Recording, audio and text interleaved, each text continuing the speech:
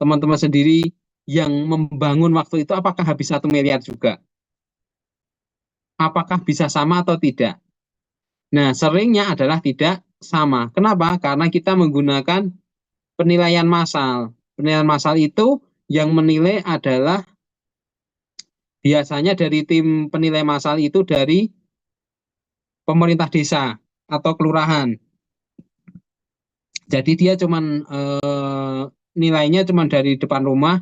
Oh, rumahnya bahannya dari batu bata misalnya. Ini luasnya karena luas tanah 40 meter persegi, berarti luas bangunannya 30 misalnya. Pakai ilmu kira-kira. Terus ada AC-nya enggak? Oh, AC-nya 2. Apa namanya gentengnya? Gentengnya pakai genteng tanah liat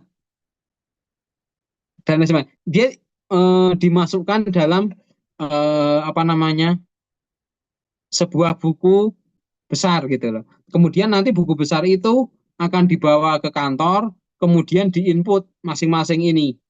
Form ini masing-masing diinput, nanti akan keluar nilai bangunannya. Nah, ketika teman-teman merasa rumahku ini nilainya cuman aku bangun cuman habis 100 juta kok, tetapi kok nilainya 1 miliar. Nah, kalau terdapat geser seperti itu, teman-teman nanti bisa mengajukan keberatan. Ini yang kita sebut sebagai penilaian massal. Nah, selain penilaian massal, nanti kita juga ada penilaian individual. Nah, penilaian individual ini lebih ke masing-masing apa namanya dinilai secara secara masing-masing ya menggunakan penilai. Nah, untuk penilaian massal sendiri tadi untuk nilai tanah menggunakan nilai zona rata-rata atau NIR. Kemudian nilai bangunan menggunakan daftar biaya komponen bangunan tadi seperti yang tak ceritain.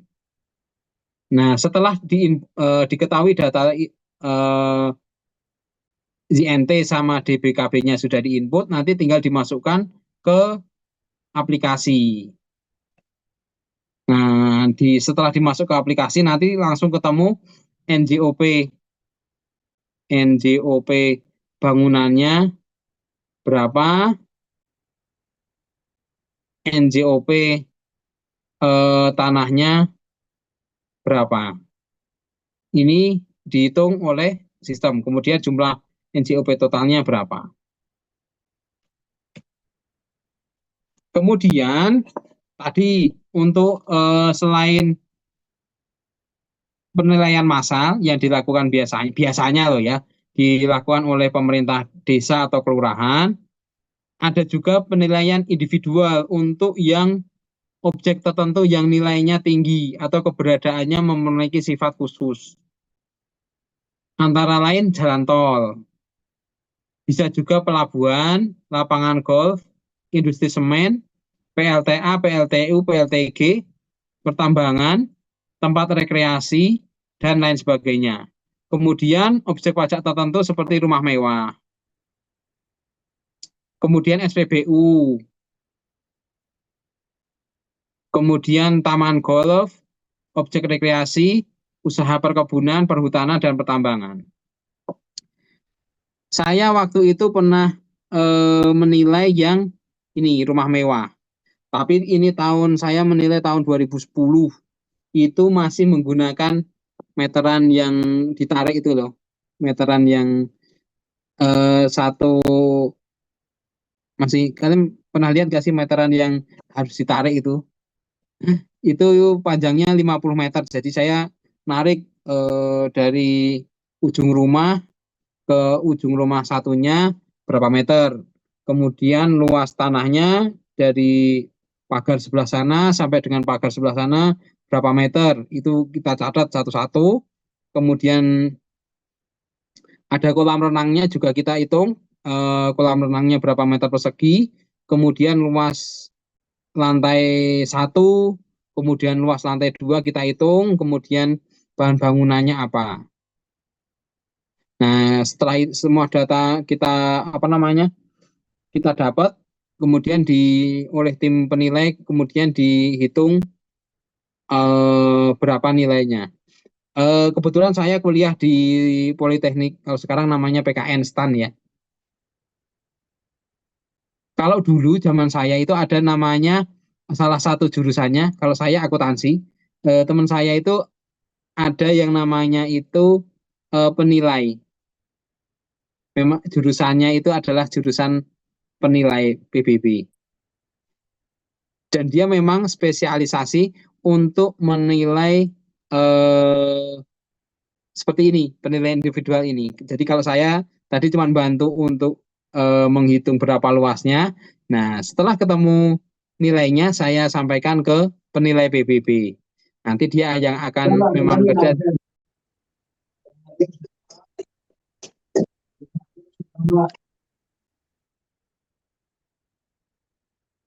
Dia yang memang kerjaannya untuk menilai, menentukan berapa sih NJOP dari sebuah bangunan. Termasuk juga SPBU.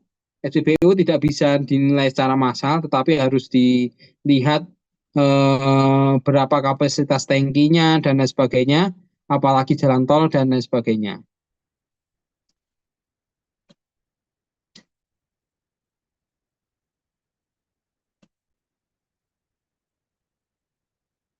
Nilai jual objek pajak tidak kena pajak. Tadi yang kita bahas tadi baru ketemu NJOP. Sama ketika kita kemarin belajar mengenai BPHTB, ada pengurangnya. Pengurangnya berapa kemarin? Maksimal 60 juta ya. Kalau waris bisa sampai dengan 300 juta. Itu kemarin. Nah, untuk PBB ada nggak Pak? Ada. Setelah ketemu NJOP, nanti kita akan kurangi dengan yang namanya NJOP TKP. Setinggi-tingginya 12 juta. Ini menurut aturan undang-undang PPH. Tetapi setelah masuk ke Perda, masing-masing Perda itu nilainya berbeda-beda. Untuk Pemkot Bandung nilainya 25 juta. Berarti NJOP PTKP-nya kita akan kurangi dengan 20 juta. Dan ini per wajib pajak. Kalau seandainya satu orang punya 5, misalnya 1 miliar, nilai NJOP-nya 1 miliar, nanti hanya boleh 25 juta ini, 25 juta ini hanya boleh digunakan satu kali, yaitu yang paling besar nilainya. Dalam hal ini nilainya paling besar 2M, berarti 2M inilah nanti yang akan dikurangi 25 juta. Yang lainnya tidak ada pengurang. Seperti SPPT yang aku tunjukkan ke teman-teman tadi.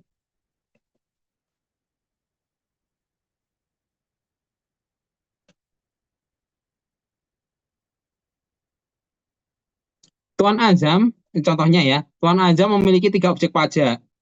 Lokasinya beda-beda, masing-masing nilainya 500, 999 dan 1M. Nah, NJOP-nya berapa? Yang sekali lagi yang boleh dikurangi adalah yang paling besar. Dalam hal ini 1M. Berarti 1M-nya yang akan dikurangi 25 juta. Ini NJOP TKP. Yang lainnya tidak berhak atas NJOP TKP, hanya berhak satu saja.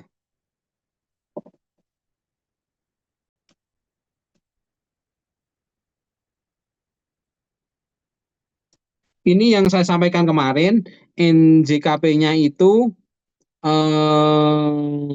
setelah dikurangi NJOP TKP, kita ada nilai jual kena pajak. Ini digunakan hanya untuk PBB P5L. Untuk sektor P2, kita sudah tidak menggunakan lagi yang ini. Kita sudah tidak menggunakan lagi yang ini. Ini hanya untuk P5L. Jadi untuk yang NJOP-nya kurang dari 1M dikalikan 40%, yang lebih dari 1M dikalikan 40%. Ini tidak kita pakai ya, kita langsung yang kita pakai aja. Kita menggunakan tarif tunggal. Kita pakai yang ini aja. Yang ini untuk apa namanya P5L. Jadi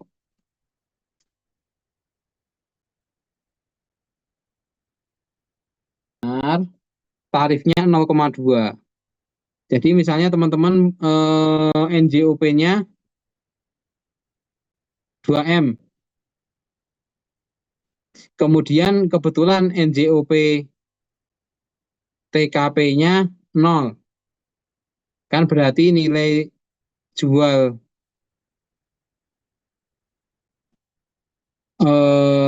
apa namanya? Kena pajak kan 2M ya. Nah, 2M karena ini 2M berarti kan di atas 1 miliar. Berarti kita pakai yang 0,2. Pajaknya berapa? Berarti 2M kali 0,2%. Kalau seandainya NJOP-nya 500 juta, NJOP TKP-nya 0 ya. Nilai nilai nilai objek NJOPKP-nya berarti kan 500 juta. Oke, berarti PBB-nya berapa? Berarti 500 juta dikalikan, karena masih di bawah 1M, berarti dikalikan 0,1%. Berapa? 500.000 ya. Kalau di sini kan jadi 4 juta. Betul ya?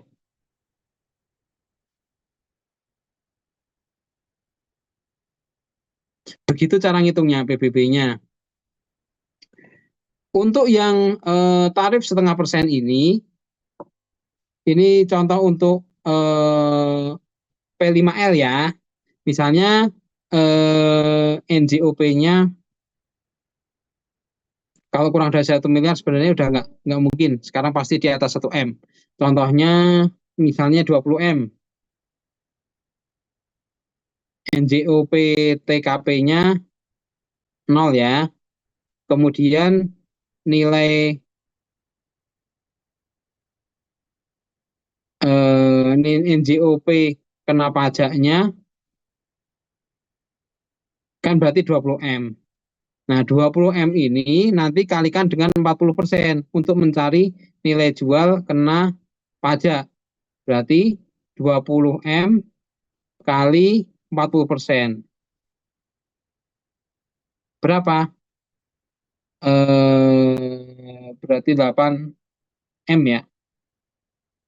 Nah, pajaknya itu 8M dikali tarifnya tadi yang 0,5%. 0,5%.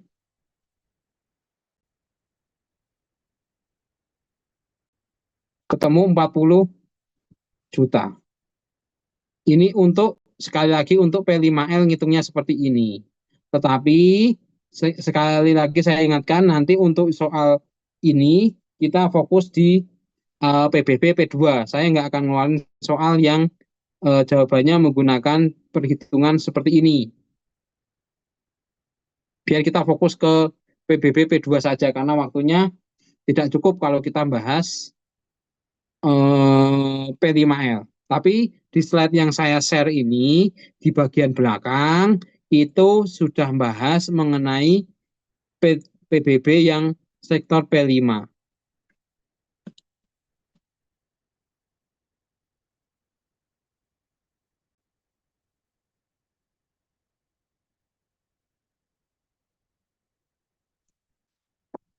Sebuah contoh soal ya, misalnya sebuah objek pajak di Bandung punya NJOP 525 juta. Kemudian NJOP PTKP-nya itu 25 juta.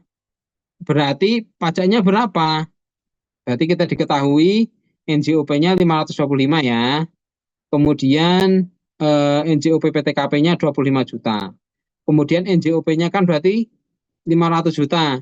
Kemudian karena masih di bawah 500, 1 M, di bawah 1 M, berarti tarifnya adalah 0,1%. Maka NJOP ini, NJOP KP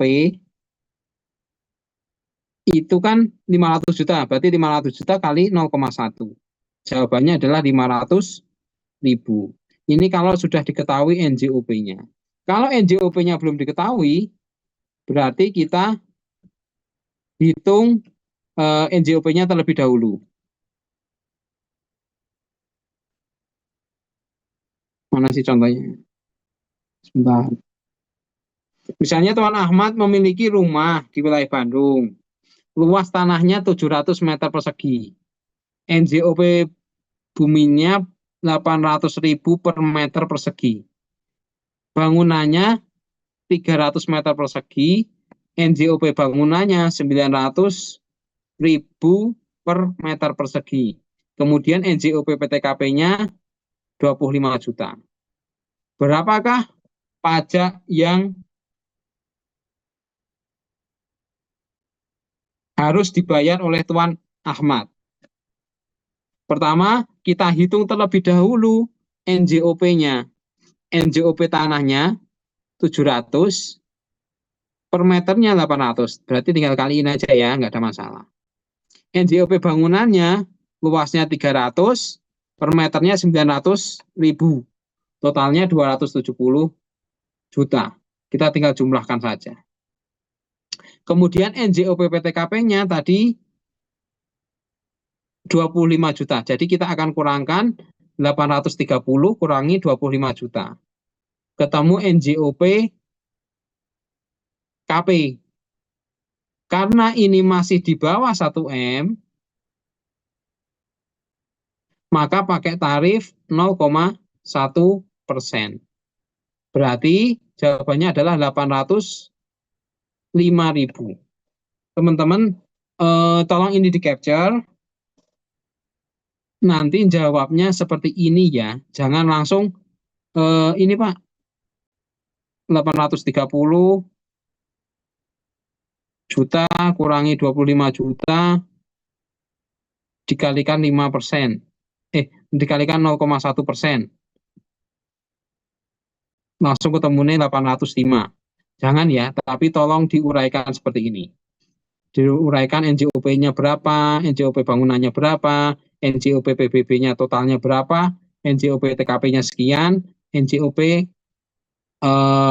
KP-nya berapa, terus PBB-nya berapa. Tolong diuraikan seperti ini. Dan sampai di sini ada yang mau bertanya? Pak, saya izin bertanya, Pak. Monggo, monggo, boleh. Ini untuk di yang tadi sih, Pak, di P2, Pak, kebetulan. Untuk di P2 itu, apakah ada perlakuan yang berbeda ya, Pak, dalam perhitungan PBB jika dalam bentuk sertifikat sertifikatnya berbeda gitu, Pak. Misalkan yang satu ada yang sertifikat hak guna bangunan dan yang satu lagi sudah sertifikat hak milik gitu, Pak. Apakah ada perbedaan perhitungan, Pak? Oke, siap. Tidak ada, Mas. Jadi dia menganut tanah. Jadi value-nya atau mungkin kita bilangnya NJOP-nya ya.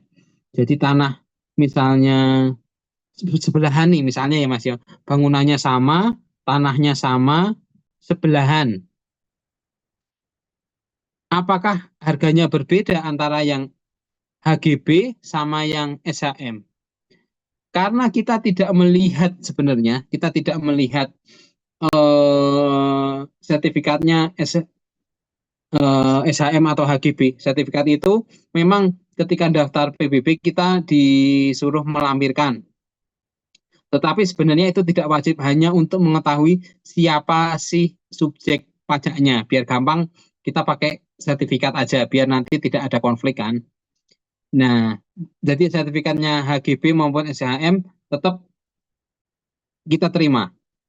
Kemudian cara menghitungnya juga menggunakan kalau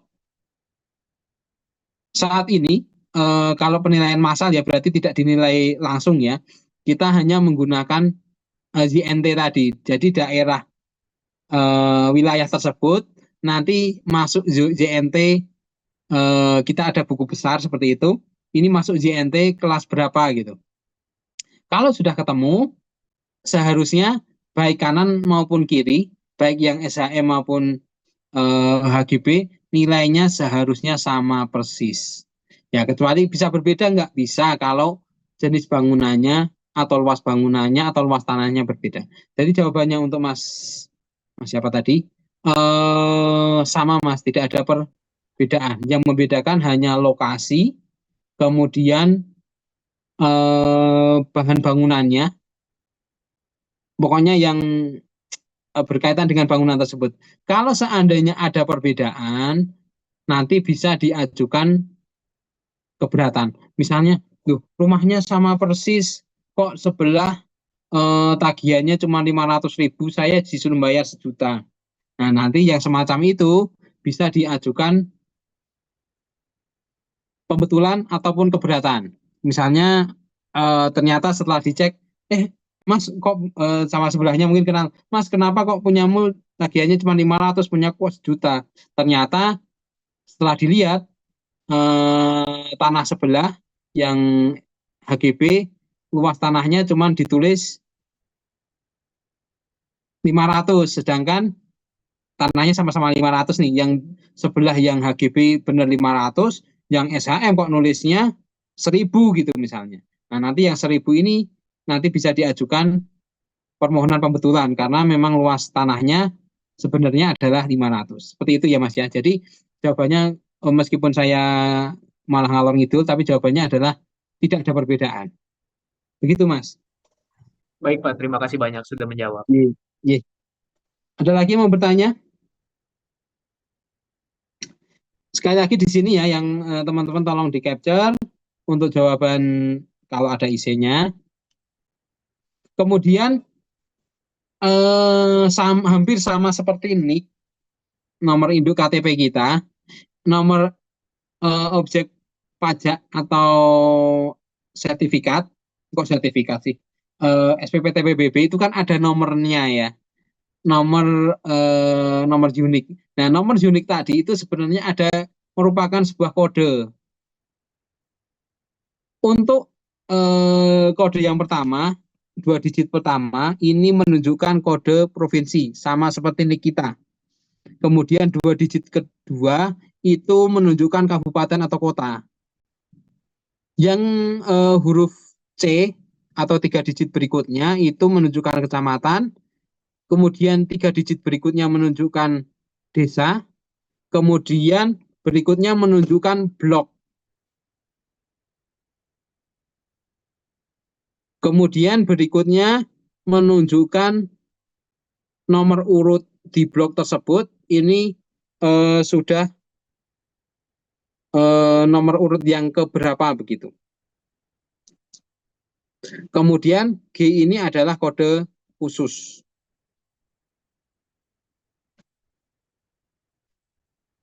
Nah, bentuknya seperti ini. Nomor NOP itu biasanya akan muncul di sini ya.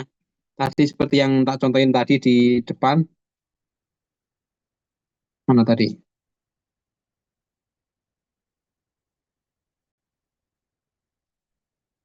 Nah ini, 51 ini adalah kabupaten, 08 ini adalah kode kecamatan, kemudian ini kelurahan, kemudian ini provinsi, kabupaten, kecamatan, ini kelurahan, kemudian ini bloknya, kemudian ini nomor urutnya, dan yang terakhir adalah kode khusus. Jadi kalau misalnya teman-teman bersebelahan dengan sebelah, seharusnya sampai dengan di sini itu sama. Nah, nanti baru ini urut pendaftaran.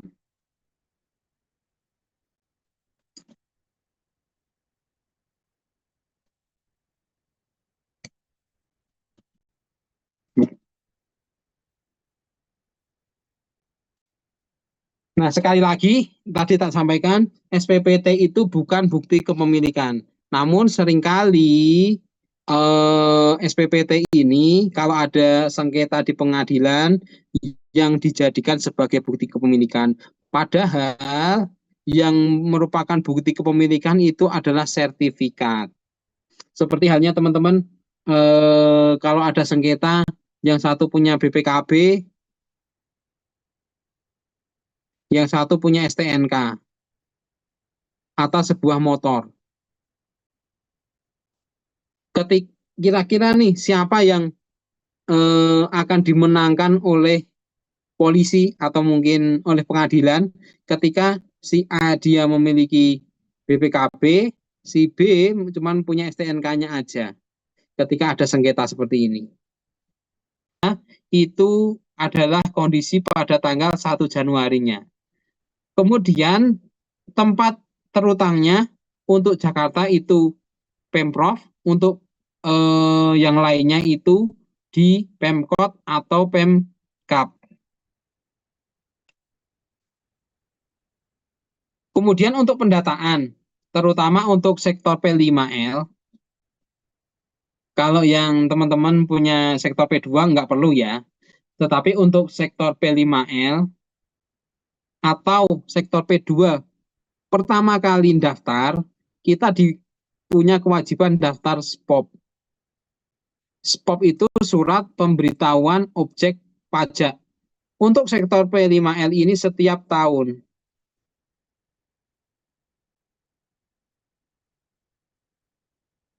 Setiap awal tahun dia menyampaikan SPOP, ya surat pemberitahuan objeknya, karena namanya perkebunan itu kan setiap kali kan dia berubah terus kan. Makanya dia wajib menyampaikan SPOP. Nah, dari hasil SPOP yang disampaikan oleh perusahaan perkebunan tadi nanti akan diolah untuk menjadi SPPT atau untuk mencari nilai NJOP-nya. Atau untuk sektor P2 hanya pada waktu pendaftaran aja. Pendaftaran ngisi SPOP tadi, identitas pemilih dan lain sebagainya. Kemudian yang tadi tak sampaikan, rumahnya berapa lantai, luasnya berapa, kemudian bangunannya, bahan bangunannya apa, AC-nya ada berapa, gentengnya terbuat dari apa. Nah, nanti disampaikan untuk sama seperti P5L untuk mencari NJOP-nya. Cuman yang untuk sektor P2 ini hanya waktu pendaftaran aja. Kalau untuk yang P5L setiap awal tahun.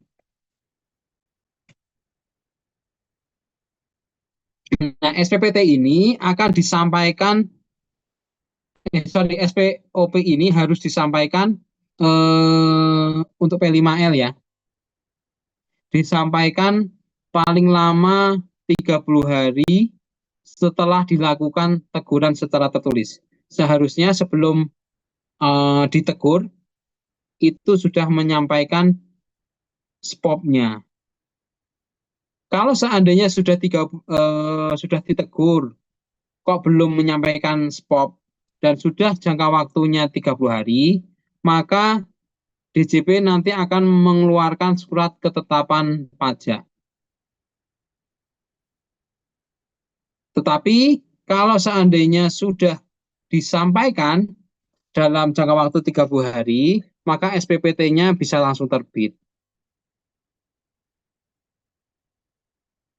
Atau seandainya SPOP-nya udah disampaikan nih, dan ternyata sekarang kita cek lewat misalnya lewat Google Map, terus kita hitung luasnya, kita kan bisa ngitung luas kebun kelapa sawit ya misalnya, menggunakan Google Map. Ternyata yang disampaikan di SPOP itu misalnya 500 hektar. Setelah kita hitung pakai Google Map yang Pro ya, itu ternyata luasnya 600 hektar. Nah, selisihnya yang 100 ini kan berarti datanya tidak, spotnya tidak benar ya. Kita juga bisa keluarkan SKP atau surat ketetapan pajak untuk menagih apa namanya, PBB-nya.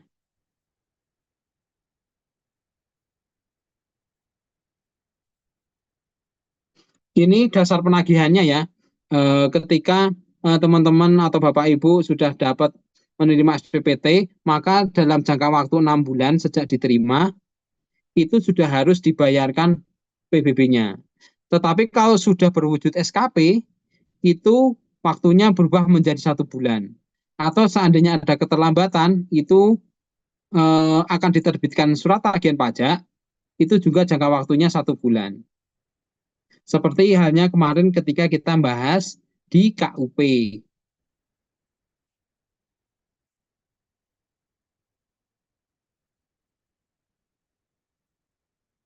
Ini pendaftaran skemanya ya, hampir sama bukan keberatan. Nah, keberatan ini bisa atas SPPT, bisa juga atas SKP. Nah, jangka waktu pengajuannya adalah 3 bulan sejak diterima, baik SKP maupun SPPT.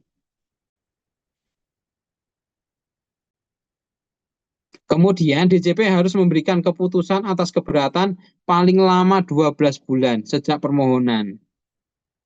Kalau seandainya lebih dari 12 bulan belum dikasih keputusan, maka dianggap diterima. Atas keberatan yang diajukan, DJP bisa menerima seluruhnya atau sebagian, atau malah bisa nolak atau malah nambah. Keberatan juga bisa diajukan dalam hal terjadi perbedaan persepsi antara wajib pajak dengan fiskus. Kemudian pengajuan keberatan tidak menunda pembayaran pajak. Kemudian pengurangan, kalau pengurangan itu kita sudah merasa benar dengan luasnya, kita sudah merasa oke dengan